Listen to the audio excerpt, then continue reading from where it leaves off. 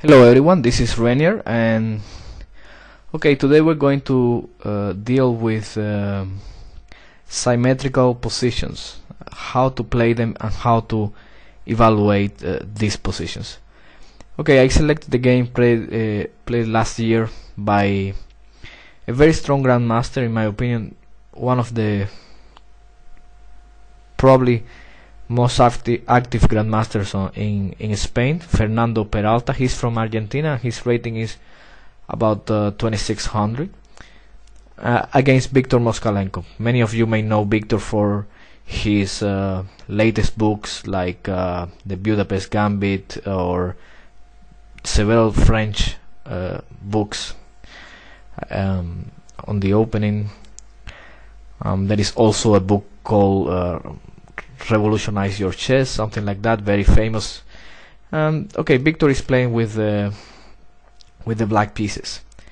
The game goes knight f3. Usually Fernando Peralta is a d4 player, but against Victor he chose to play knight f3, trying to at least not go into the main lines of the Dutch defense, which is the most used defense by Moskalenko.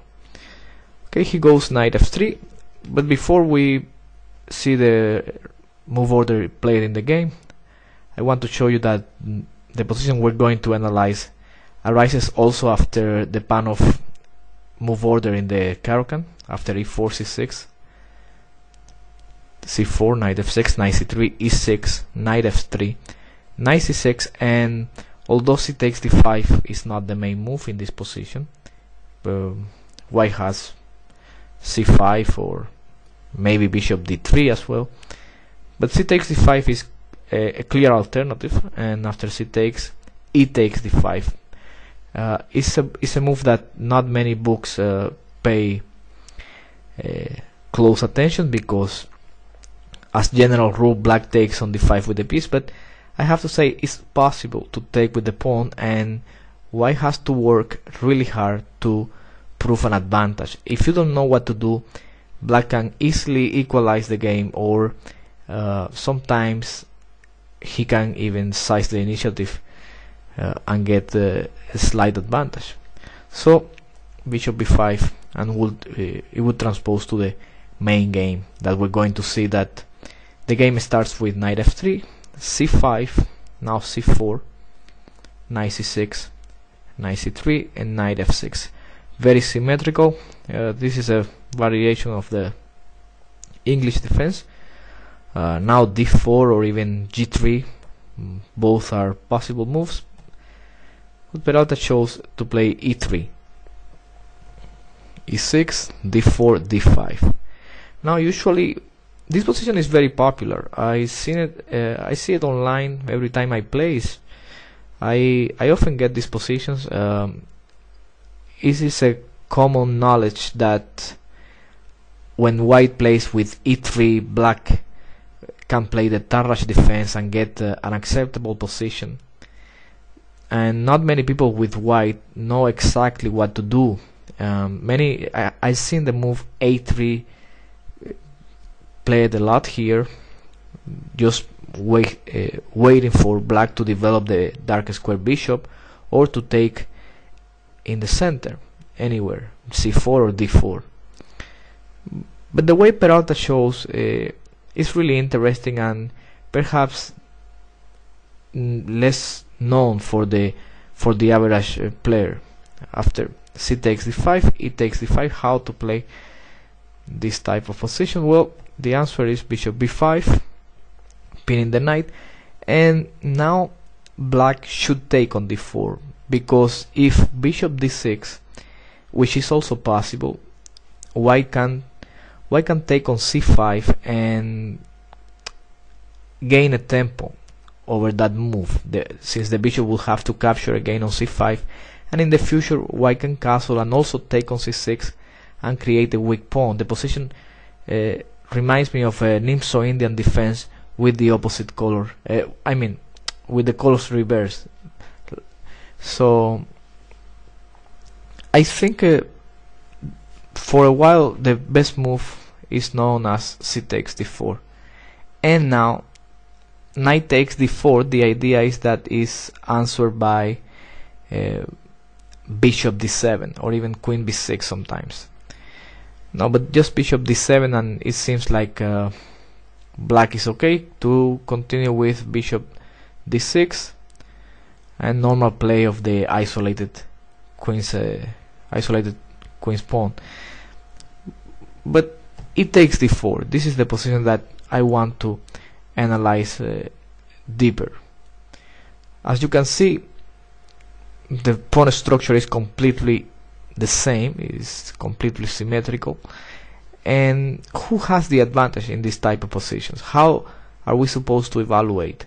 Well, I'm not an expert, but I have to say the only thing that can change the evaluation is the position of the pieces. Whoever has the most active pieces has a very slight initiative, and that will be his advantage.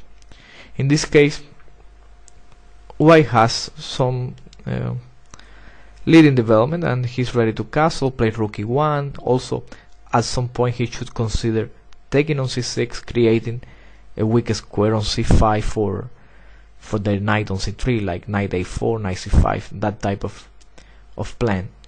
Karpov was a great expert on this position, and we're going to see a couple of games by him from this. Now, black's main move is bishop d6, controlling the square e5. Looks logical to develop the bishop to an active square. I have to draw your attention to bishop b4 as well, continuing with the symmetry, and then after castle, castle. It's not easy for white to prove an advantage. I suggest the move knight e5, but black can answer with bishop d7,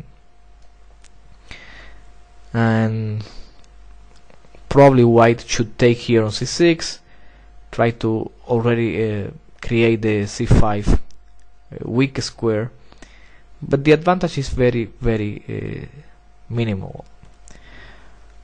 Also, you can see, well, bishop g5 is possible, but this pin after bishop takes on c3 to release some pressure of d5, then b takes on c3, now h6, and perhaps the position is acceptable for black. I think so, yeah. I think black should play bishop h4, but this allows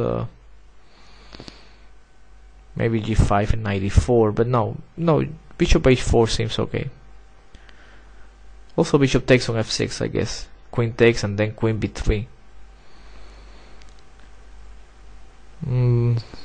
Okay, but in general the queen on b3 is I don't really like it. After queen d6, white has to deal with the threat of knight a5 and knight c4 in the future, so I would prefer knight e5 in this position and do a plan like the one I'm going to show you in this game.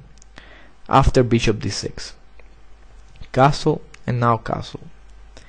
Okay, now white plays h3. h3 is a very logical move because it stops bishop g4. That's the main reason.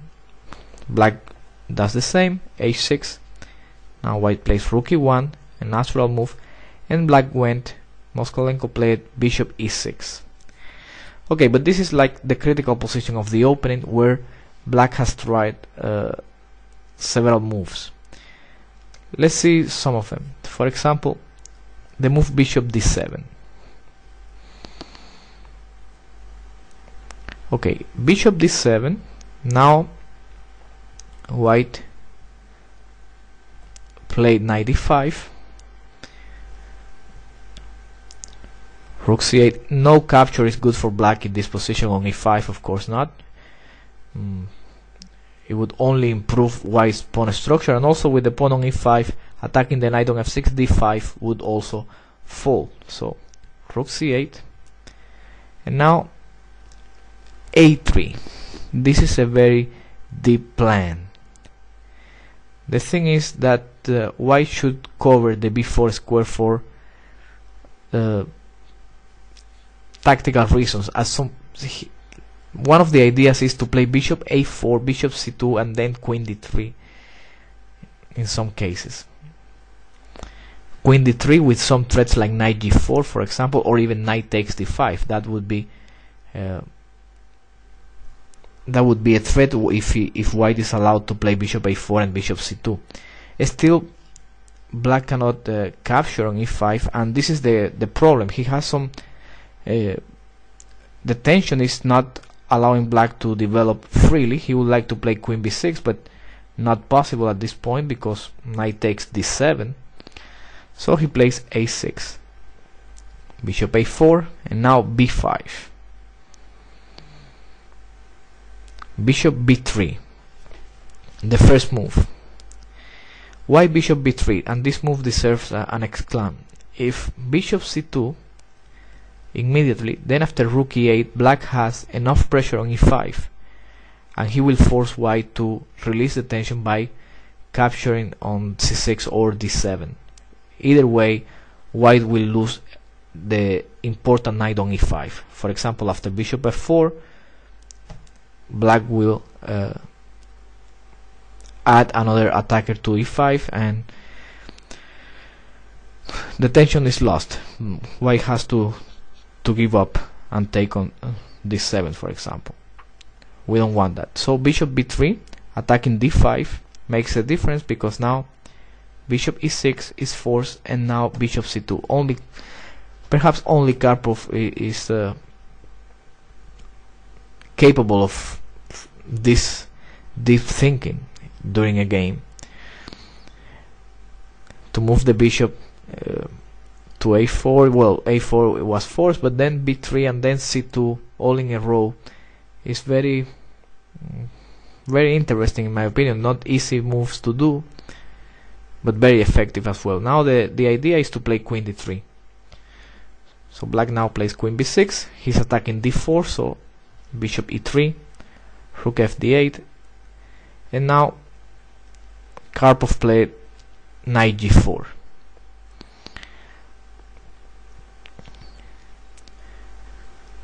Some dark clouds are over the black king. After, let's say, knight takes on g4, just to show you, h takes, there is a great control over that diagonal b1 h7, and it's not easy to prevent a move like queen d3, because of the pawn on h6 would be hanging if black plays g6 at some point. For example, after bishop e7, queen d3, g6. White is not interested in taking h6 right now, but after f3, bishop f6, and now rook d1, he may have intentions of bishop f2 and eventually rook takes on e6, for example. So white is probably better in this position. For example, bishop g5 here is not possible because of this idea, rook takes on e6. Alright, so if bishop takes on g4, this is the move played in the game. Then after pawn takes, bishop b8. Black also wants to create active play, but this is unlikely. Now bishop f5. This is a great move by Karpov. I like the way Karpov forces black to, let's say, put the pieces in awkward squares. For example, now he's forced to move rook c7. Now look how silly is the bishop on b8, and now a4. Trying to soften off the queen side. White is not only opening the a file, but also creating a weakness on b5. For example, after a move like if black ignores a4 and plays something like rook e7, white can take and then play queen d3 attacking b5, and after b4 then the a4 square is loose and he can use it for the knight. So knight a4, queen c7, g3, and white has everything in order, and he has the c file, the square c5. Also, don't forget the two bishops, a very pleasant position for white. This analysis is according to Karpov, but I rechecked this with, and he seems to be right. But of course, I don't think he used any engine to draw these conclusions. Okay, the game continued with b4 and now a5, and again the idea is to release the a4 square so he can play knight a4, knight c5, knight takes on a5, knight a4, queen d6, now g3. Okay, white sacrifices the pawn, but now he has big threats. Bishop f4 is the main one. So rook a7, also defending a6 because knight c5, and after the knight move rook takes a6 is also a threat. So rook a7, g5, h takes, bishop takes, knight c6, now rook c1. White's position is very pleasant. I'm going to continue to see how the definition of Karpov after knight a5 again,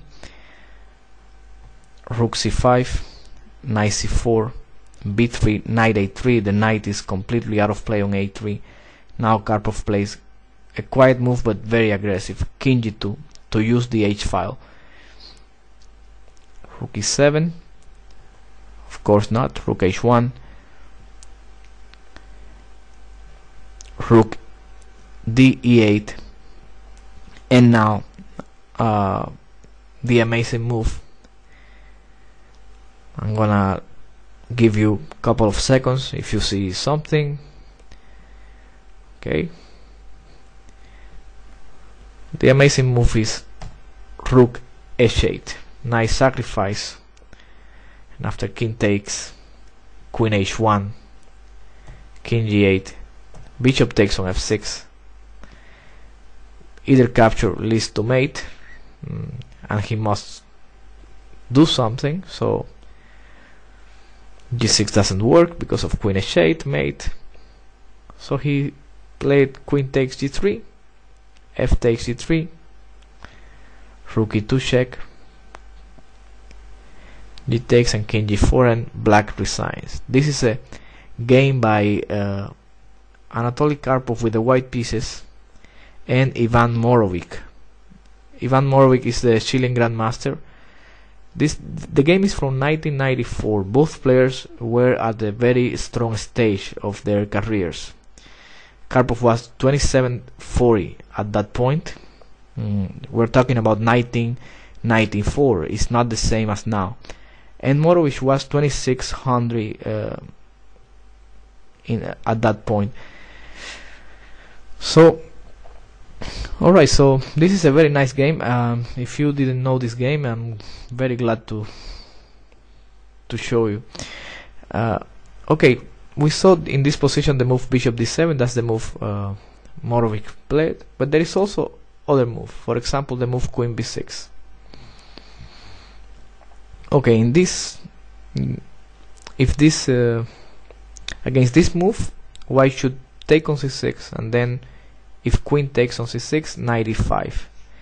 Okay, what does white get by giving the bishop? Well, obviously the very strong knight on e5, he can put more pressure on the board by bishop f4, queen f3, or queen b3, and double rooks on the e file. That would be the plan. And also the same would go for b takes c6. White would go knight e5, and then he can try bishop e3, knight a4, b3, and rook c1, and eventually try to occupy the square c5. Okay, I think Peter Leko in this position with black played queen c7 also against Karpov. Karpov played bishop e3, bishop d7, rook c1.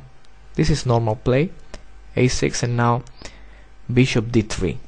In this case, there is no need to go to a4. And okay, the idea is basically the same. White has plans like bishop b1 and queen d3, also a3, b4, knight a4, and knight c5. That's the way. You can see that in this type of positions the game is more about piece maneuvering. There are no pawn breaks, so what matters is the disposition of the pieces. You can see that the only difference is, look how black how the black pieces are, the queen on c7, the bishop on d6, and the bishop on d7. Everything looks less natural than white. White has the rook on c1, rook e1, and both of the bishops are free to move and not disturbing the rest of the pieces. Rook e8, a3, rook c8, and now b4. Okay, one plan is knight a4 and knight c5, but also black has to watch out for the threat of b5 at once, because if you move the knight, there can be a discover attack, and if he takes on b5, after knight takes on b5, white can get some initiative on the queen side. He can also get the plus by just grabbing the bishop pair. So now bishop f4, and what to do in this position? Well, bishop takes, rook takes on e1, queen takes, and now knight e2, defending the pawn on d4. Queen d6. Looks like with the simplification, black is released, but he's still under pressure. Queen d2, knight e7, ideas of bishop f5. Karpov prevents for the trades. Rook c1, queen c1, and now knight c6. Okay, black has not equalized yet, and white plays queen c5. If queen takes c5, after d takes c5, white will have a queen side majority and also more freedom of movement. He can block the d5 pawn with the knight and then bring his king closer to the queen side, then push a4, b5 eventually. Naturally, black avoids the endgame, playing by queen d8, knight e2, b6, queen c3. I'm going to continue the game so we can learn more about this this stage. It's not often that we see a position with minor pieces and queens on the board without rooks, and also the symmetrical pawn structure and the differences between the bishops and knights of both players. a5, now knight e5. White is not interested in opening the game, at least not by b takes on a5, of course, nor playing b5. Okay, after knight e5, black can never take on e5, of course. I explained this earlier, and now white is threatening to take on c6. So queen d6, knight takes d7, knight takes d7, and now bishop b5. Already the end game is a little dubious for black. He has a weak pawn on d5 on a light square that can be attacked with the bishop, and also white is about to create another weakness on a5. Note that there is no time for black to take on b4. On a takes b4,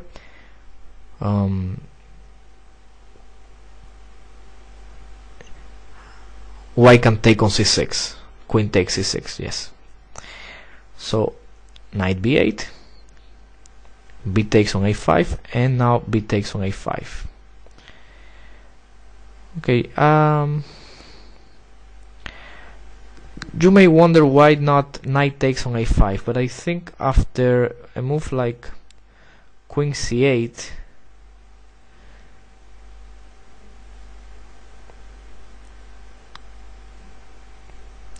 The black king looks a little bit weak.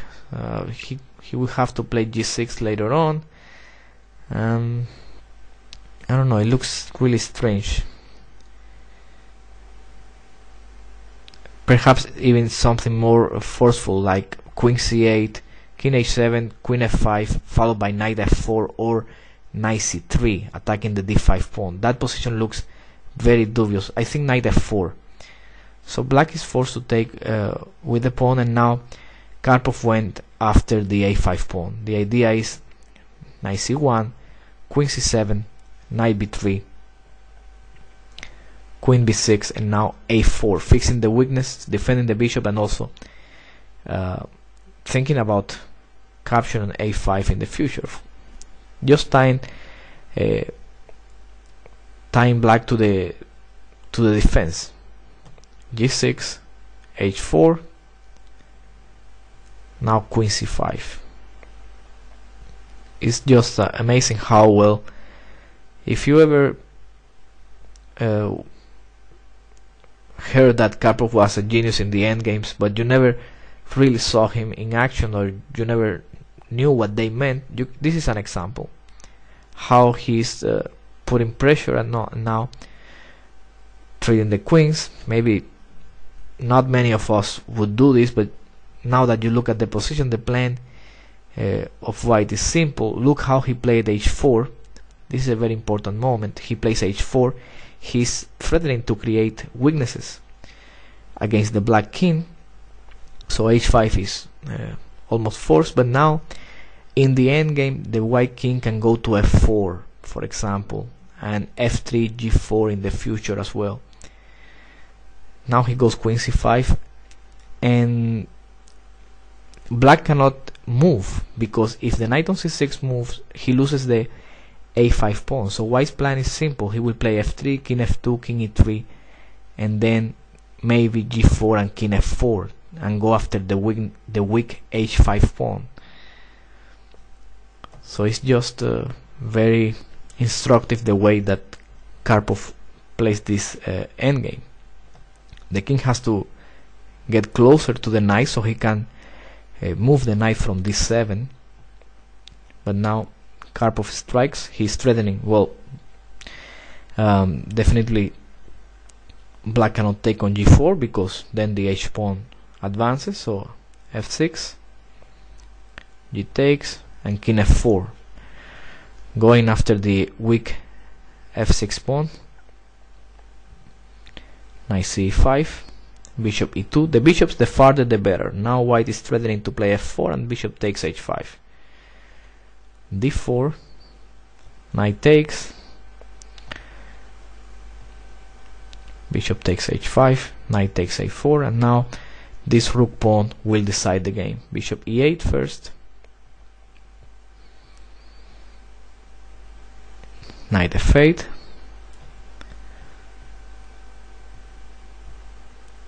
of course preventing the promotion of the pawn. Knight e6, bishop f7. Both knights cannot hold each other. Now knight d4, the last trick, and now Karpov played king takes on f8. If knight takes on c2, bishop takes on a2, and it's an easy win. This was also played in 1994 in Dortmund. Karpov with the white pieces against Peter Leko. I thought that these two games by Karpov are very, very instructive from the middle game to the end game. So I know that the inclusion of this game makes my lesson a little bit longer. Not many of you like that, but I think those games are worth knowing. Okay, back to the game. After h6, rook e1, bishop e6. Now Peralta played the first new move of the game, knight e5. It's a move that was already mentioned in some analysis that I found, but I never saw a game. I never found a game with this move in the databases. So this is the first new move. Well, the idea is very similar to what we have seen. Now queen b6. If rook c8, bishop f4. If rook e8, rook c1 would be natural way for white. Queen b6, bishop takes on c6. Also comes in consideration to play bishop e3, kind of like the game of Karpov that we saw. You defend d4, and also e5 is also defended in a indirectly. So, but bishop c6 is probably more straightforward. B takes c6, and now knight a4. White will work over the c5 square, a weak square. Queen b5, and now bishop f4. Okay, now Moskalenko with the black pieces. He plays, in my opinion, a positional mistake, and a big one. He takes on e5. Looks like the only way to continue is by playing rook e8, and after queen c2, rook c8. Black is not doing much. He's still passive, but keeping the bishop is probably better.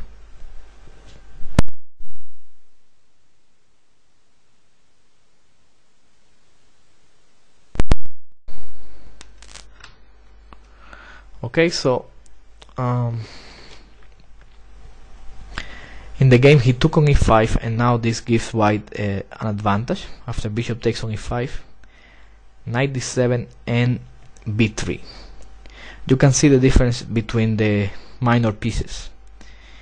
If the dark square bishop disappears, now white would take with the rook, keeping control over the dark square, the c5 square.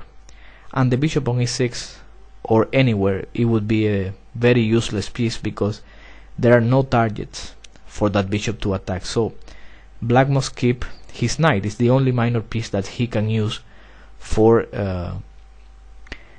changing the character of the position, although it would be a very difficult task.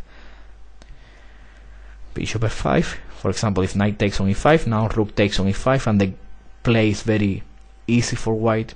Everything goes into a dark square, leaving black without any targets. Queen d2, rook c1 or rook e1, knight c5, and eventually maybe even f4 and f5 to clear the e file. So he plays bishop f5, queen d2, dark square strategy. Now white will play on these squares, rook e8. Now white went bishop d6, fighting for the e file. No, black cannot hold it. White wants to play rook c1, queen c3. So queen d3. This looks like a good try to eliminate the queens on the board, so white doesn't get any active. Queen takes, bishop takes, and now rook c1, putting the pressure on c6. Okay, probably Moskalenko thought about the defense by bishop b5. The bishop is in a good diagonal, although there are no targets in this diagonal, but you can say that it's active and also defending c6. Of course, white won't let black trade the knight, so knight c3, bishop a6, and now f3 to centralize the king. f6, doing the same, knight a4. Alright, now black went bishop b7. The question is bishop b5, but bishop b5 is not good. After knight b2, white will have to deal, black will have to deal with the threat of a4 at some point, and the c6 pawn is difficult to defend. So bishop b7, bishop c5, also possible, of course, king f2 already, a6, king f2, king f7, and now rook takes on e8, rook takes on e8, bishop b4. I think in this position Now black should just perhaps just wait. Rook e6. This is what I think. Wait passive and see what white does.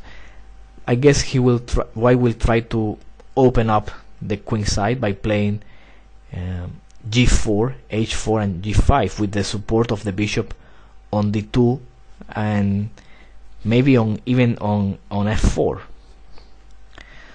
So black went g5. Okay, how to proceed in this endgame? Well, there are no open files, so white definitely needs new targets and needs an open file. So he goes h4, which is a very good move. Also punishing black's last move was g5. f5, trying to get space by playing f4, placing the pawns in the same color as the opponent bishop and keep the position locked. Takes, knight b2, heading for d3, f4, knight d3, king g6, bishop d6. It makes no difference for black to play rook e3 because white will just play knight e1 and the threat of g3 is strong with the rook on e3. So rook e3 is kind of looks active, but it's only exposing the rook. So black went king f5, rook h1, rook e6, and now g4. This is also a very good move. If king g6, white can play bishop e5. So black is probably for bishop e5 and then rook h8, and black has some problems with his king, not only with his king but also with the knight on d7. Rook d8 is a threat, so black is forced to take on g3. After pawn takes, bishop takes on g3. Look at the sad position of the bishop on b7. a5 now, trying to activate with bishop a6, and white now changes his mind, and this is very impressive. The technique on this game that white is showing deserves close attention, and because I think there is a lot to learn. First, white tried to open up a game with over the h file, but now he decides after a5 that it's better to trade rooks. Why? Well, because after rook h7, black can play bishop a6 and the rook is going to e2, or white has to trade the knight with knight e5. But after rook e1, white trades the black rook that is threatening to become active, and also a5 is the new target. Now bishop c7 is the threat, and without the rooks it's even easier to collect that pawn. Black went bishop a6. If rook takes on e1, knight takes on e1. King takes allows g4, but after knight takes, g4, pawn takes, king takes, bishop c7, white will gain the pawn and the king is closer to the center. King e3. So he goes bishop a6, rook takes on e6, king takes, and now king e3. Yeah, of course, a player that knows endgames is capable of playing a move like this, allowing black to take on d3, because he knows that with the bishop he will attack a5 and g5 at the same time, and the endgame should be winning. Bishop takes d3. Perhaps more tenacious was c5, but after d takes on c5, bishop d3, king takes d3, knight c5, king d4.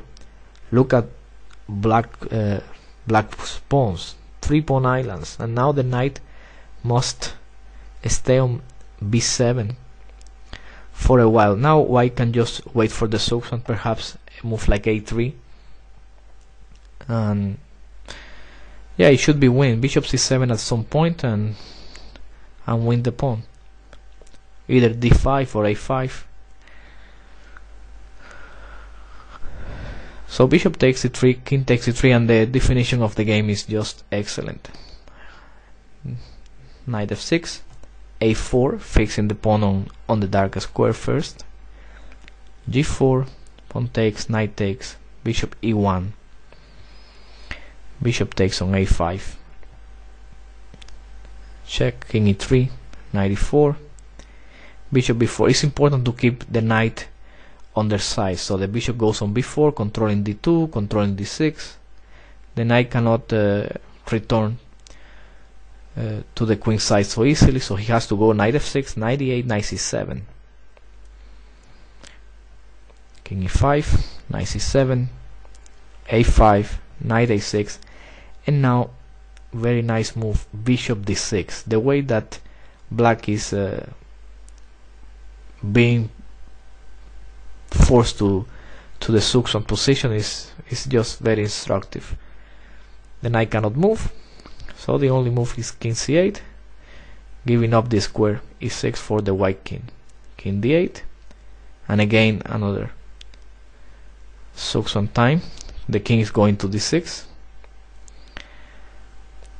First b4, king c8, king e7. Now he has to give d7 on and on, so he goes c5, bishop takes e5, king c7, king e6, and bishop d6, and black loses the last pawn, so he resigns. Okay, everyone, I really like this game. I wasn't sure. I have it for a while already. I have it prepared, but I wasn't sure if I was going to make a video. My idea was to show you how to play in these symmetrical positions and work the slight advantage and the subtle moves in each position. I think Karpov's games are very relevant, and this one too, and also this part of technique in the end game, and the whole conversion with the rooks and the two minor pieces. There is a lot of chess to learn from. I hope you enjoy it. This is one of my favorite games, even though I often like attacking games, but to be honest, I prefer this type of positional games. Okay, this is everything for today, and keep on watching. Any comments, just leave it on the forum. I will be happy to